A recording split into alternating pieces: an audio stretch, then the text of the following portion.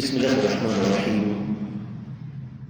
إن الحمد لله نحمده ونستعينه ونستغفره ونعوذ بالله من شرور أنفسنا وسيئات أعمالنا من يهده الله فلا مضل له ومن يضلل فلا هادي له وأشهد أن لا إله إلا الله وحده لا شريك له وأشهد أن محمدا عبده ورسوله يا أيها الذين آمنوا اتقوا الله حق تقاته ولا تموتن إلا وأنتم مسلمون يا أيها الناس اتقوا ربكم الذي خلقكم من نفس واحدة وخلق منها زوجها وبث منهما رجالا كثيرا ونساء واتقوا الله الذي تساءلون به والأرحام إن الله كان عليكم رقيبا يا أيها الذين آمنوا اتقوا الله وقولوا قولا سديدا يصلح لكم أعمالكم ويغفر لكم ذنوبكم ومن يطع الله ورسوله فقد فاز فوزا عظيما أما بعد فإن خير الحديث كتاب الله وخير الهدي هدي محمد صلى الله عليه وسلم وشر الأمور محدثاتها وكل محدثة بدعة وكل بدعة ضلالة وكل ضلالة في النار. قال الله عز وجل بعد أعوذ بالله السميع العليم من الشيطان الرجيم وإن منكم إلا واردها كان على ربك حتما مقضيا.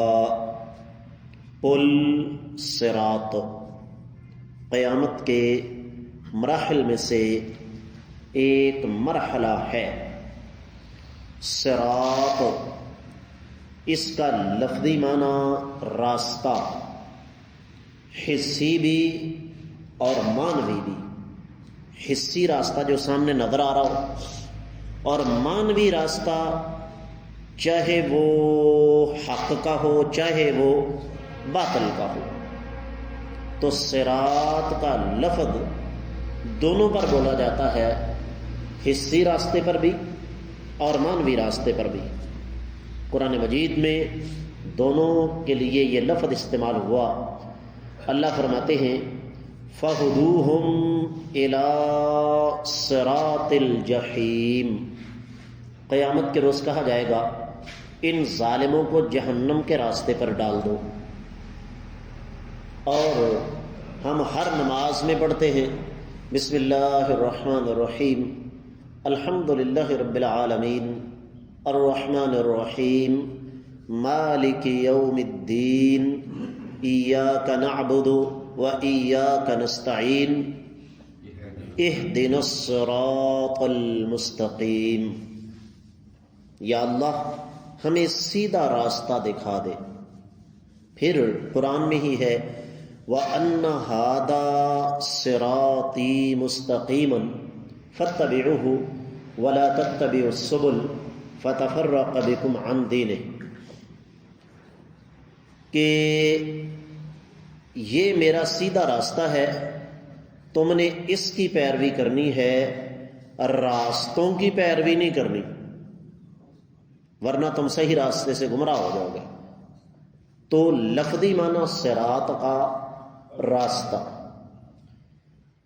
شرعی طور پر ایک ایسا پل جو جہنم کے اوپر بنایا گیا ہے اور اسے جنت میں جانے کے لیے ایمان والے عبور کریں گے. اب اس بارے میں ایک بات پر تو اہل علم کا اتفاق ہے کہ حدیث کے اندر پل صراط کا تذکرہ تسلسل کے ساتھ اور کثرت کے ساتھ موجود ہے. کیا قرآن میں بھی اس کا ذکر ہے؟ اب اس بارے میں اہل علم یہ کہتے ہیں کہ واضح طور پر ذکر نہیں، لیکن اس کی طرف اشارہ ہے. جس طرح کہ سورہ مریم کی آیت مبارکہ آپ نے ابھی سنی ہے وَإِن مِّنكُمْ إِلَّا وَارِدُهَا کان علی ربک حتما مقضیا، تم میں سے کوئی بھی انسان ایسا نہیں جو کہ اس پر سے نہ گزرے، یہ آپ کے رب کا فیصلہ ہے جو کہ ہو کر رہے گا۔ اچھا جی، اب حدیث مبارکہ کی طرف آ جائیے۔ نبی کریم صلی اللہ علیہ وسلم کی احادیث کا ایک طویل سلسلہ میرے سامنے ہے، میں ان میں سے صرف چند ایک آپ کے سامنے رکھتا ہوں۔ مثال کے طور پر صحیح مسلم کی حدیث ہے، اللہ کے رسول صلی اللہ علیہ وآلہ وسلم نے ارشاد فرمایا کہ والذی نفسی بیدہ لا یلج النار احد بایع تحت الشجرۃ، اے قیامت تک کے آنے والے مسلمانوں، جس میرے صحابی نے سیدنا عثمان غنی رضی اللہ تعالیٰ عنہ کے نام پر درخت کے نیچے بیعت کی تھی، وہ کبھی جہنم میں نہیں جا سکتا۔ واقعہ آپ کو یاد ہے، نبی علیہ الصلوۃ والسلام 1400 صحابہ کو ساتھ لے کر نکلے بیت اللہ کا طواف کرنے کے لیے، اور میرے آقا علیہ الصلوۃ والسلام سے زیادہ آداب کو جاننے والا کوئی نہیں۔ ہمارے ہاں تو یہاں آداب کی تو بات ہی نہ کریں، بلکہ جو آداب کی بات کرے وہ بے وقوف اور پاگل۔ تو نبی علیہ الصلوۃ والسلام مکہ سے کچھ فاصلے پر ٹھہرے، سیدنا عثمان غنی رضی اللہ تعالیٰ عنہ کو سفیر بنا کر بھیجا، قاصد بنا کر بھیجا، ایک سفارتکار بنا کر بھیجا کہ جاؤ بھائی جا کر صورتحال کا جائزہ لو۔ مکہ والوں نے سیدنا عثمان غنی رضی اللہ تعالی عنہ کو نظر بند فرما دیا، نظر بند کر دیا، اور مشہور کر دیا کہ ہم نے عثمان کو شہید کر دیا ہے رضی اللہ تعالیٰ عنہ۔ تو نبی علیہ الصلوۃ والسلام نے فرمایا اچھا، انہوں نے ہماری شرافت کو بزدلی سمجھا۔ یہ جملہ نوٹ کرنے والا ہے، شرافت اور بزدلی دو الگ الگ چیزیں ہیں نا۔ بہت سارے لوگ شرافت کو بزدلی سمجھتے ہیں۔ فرمایا چلو میرے ہاتھ پر بیعت کرو کہ آج یا تو عثمان کے خون کا بدلہ لیا جائے گا، یا پھر یہ 1400 کے 14 کا زندہ رہنے کا کوئی فائدہ نہیں۔ اب جب 1400 صحابہ نے بیعت کر لی تو بات مکہ والوں تک بھی پہنچ گئی، اور مکہ والے بدھو یا بے وقوف نہیں تھے، ان کو بھی اس بات کا پتہ تھا کہ جو مرنے مارنے پر اترا ہے نا وہ خیر نہیں گزاریں گے۔ فوری طور پہ اپنے بندے بھیج دیے، آؤ جی صلح کر لیتے ہیں۔ اب وہ جو 1400 درخت کے نیچے بیٹھ کر بیعت کرنے والا تھا، نبی علیہ الصلوۃ والسلام نے اس کے بارے میں فرمایا کہ ان میں سے کوئی بھی جہنم میں نہیں جا سکتا۔ اس کا مطلب کیا ہوا کہ وہ 1400 پکا جنتی ہے۔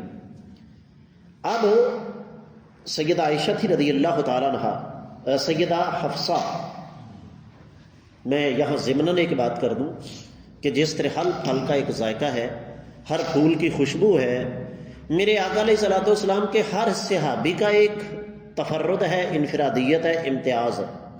میرے آقا علیہ الصلوۃ والسلام کی ہر بیوی کا ایک عظمت کا معاملہ ہے۔ آج تو یہ بدبخت ہے نا، یقین جانیے کتابوں میں لکھا ہے بہت سارے صحابہ غیر فقیہ تھے۔ کیا مطلب ہے اس بات کا؟ کہ ان کو دین کی سمجھ نہیں تھی۔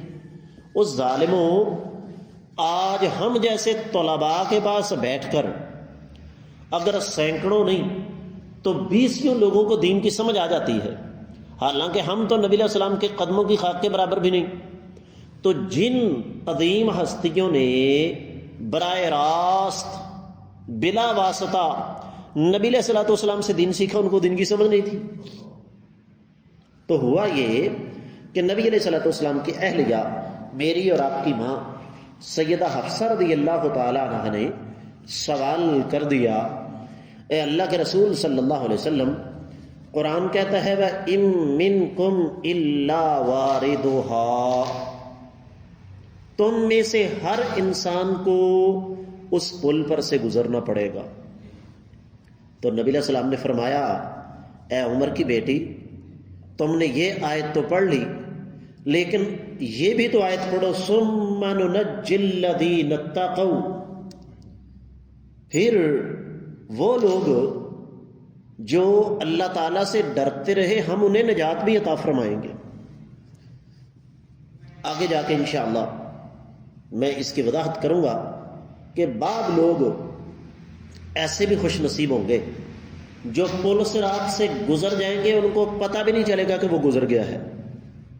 تو اس حدیث سے پتہ کیا چلا، جیسے میں نے آپ کی خدمت میں عرض کیا کہ وہ جو 1400 کا 1400 صحابی تھا وہ سارے کے سارے جنتی ہیں، اور پھر اس سے یہ بھی پتہ چلا کہ اللہ ملک العلام رب الجلال والاکرام کچھ لوگوں کو اس پل صراط کے مرحلے سے بچا بھی لیں گے۔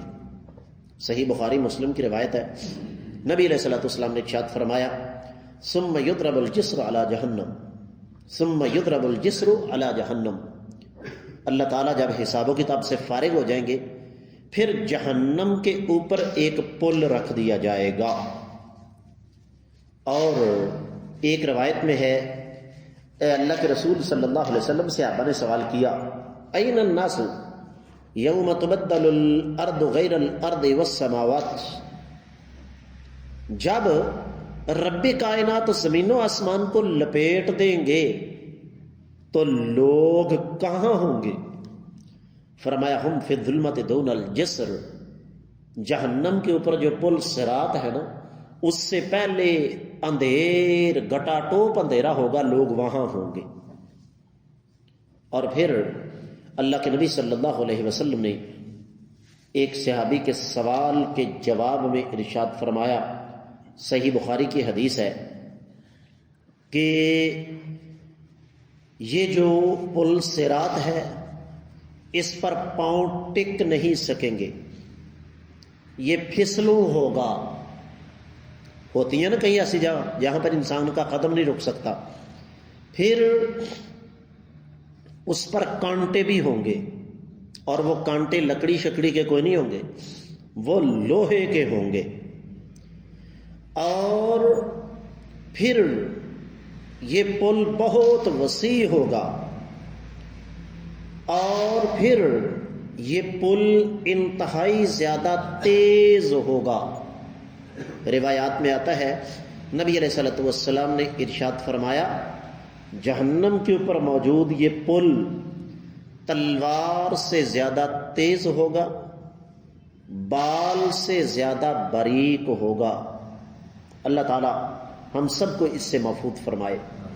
اب اس بارے میں اہل علم نے پھر مزید کچھ تفصیلات ہمارے سامنے رکھی ہیں، میں انتہائی اختصار کے ساتھ ان میں سے چند چیزیں آپ کی خدمت میں رکھنا چاہوں گا۔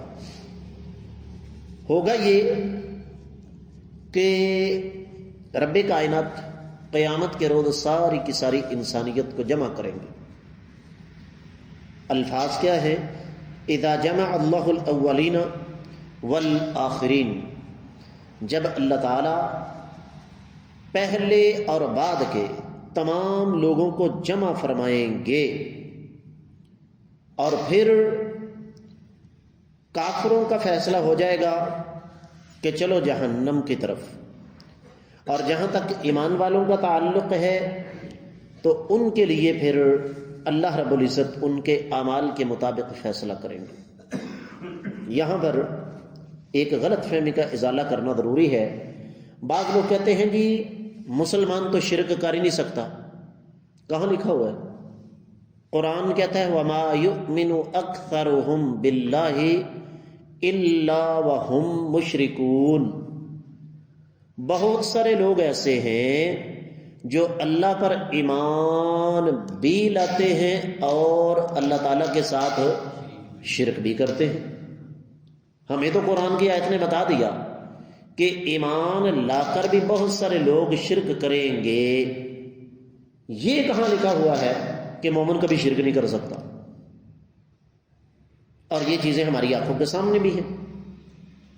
اسی طریقے سے حدیث مبارکہ ہے نبی کریم صلی اللہ علیہ وآلہ وسلم نے ارشاد فرمایا، لوگوں کو پل صراط پر جمع کیا جائے گا اور پھر اللہ تعالیٰ اپنی رحمت سے جسے چاہیں گے اسے نجات عطا فرمائیں گے، اور اس کے لیے نجات کے لیے رب کائنات اجازت دیں گے انبیاء، شہداء اور فرشتوں کو کہ وہ ان کی سفارش کریں۔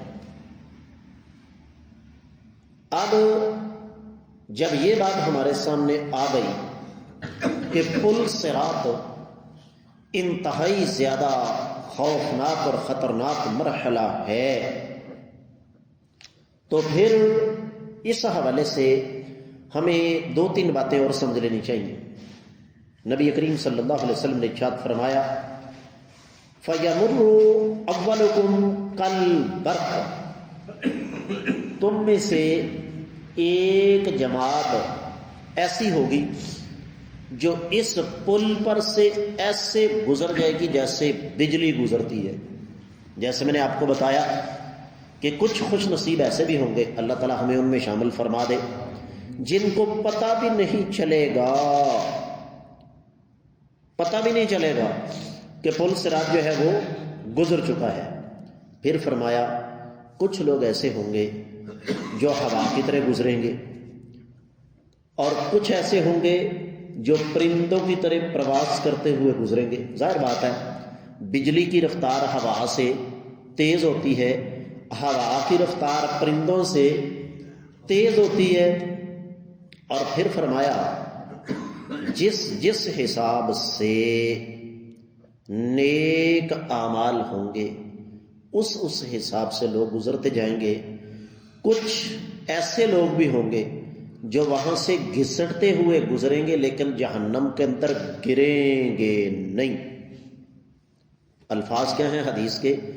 فَنَاجٍ مُسْلِمٌ وَنَاجٍ مَخْدُوشٌ، کہ جس کو رب کائنات نے دین کے مطابق چلنے کی، عمل کرنے کی سعادت بخشی ہوگی، اس کو اللہ تعالیٰ اسے نجات عطا فرما دیں گے۔ اور ایک روایت میں ہے ثم ينجو المؤمنون فتنجو اول زمرة وجوههم كالقمر ليلة البدر 70,000 لا يحاسبون، کہ ایمان والے نجات حاصل کریں گے اس سے، جو پہلا گروہ وہ اس سے نجات حاصل کرے گا وہ 70,000 لوگ ہوں گے، ان کے چہرے 14ویں کے چاند کی طرح چمک رہے ہوں گے، اور پھر ان کے بعد جو لوگ گزریں گے ان کے چہروں کی روشنی ایسے ہی ہوگی جیسے ستاروں کی روشنی ہوتی ہے۔ اس کے بعد نبی کریم صلی اللہ علیہ وسلم نے اس کی مزید تفصیلات ہمارے سامنے رکھیں، تو جو اصل بات یہاں سمجھنے والی ہے وہ کیا ہے کہ پل صراط، سب سے پہلی چیز تو یہ کہ یہ مرحلہ ہر ایک پر گزرے گا۔ صحیح مسلم کی حدیث ہے کہ 2 چیزیں پل صراط کے دونوں طرف ہوں گی، بڑی قیمتی بات ہے، ایک امانت داری اور دوسری صلہ رحمی۔ امانت داری بلکہ یہ پل کے دونوں طرف ہوں گی، یعنی امانت دار اور صلہ رحمی کرنے والا شخص رب کائنات کی توفیق سے ان دونوں کی حفاظت میں پل صراط کو پار کرے گا۔ اب خود فیصلہ کر لیجئے کہ ہم اس حوالے سے کہاں کھڑے ہیں۔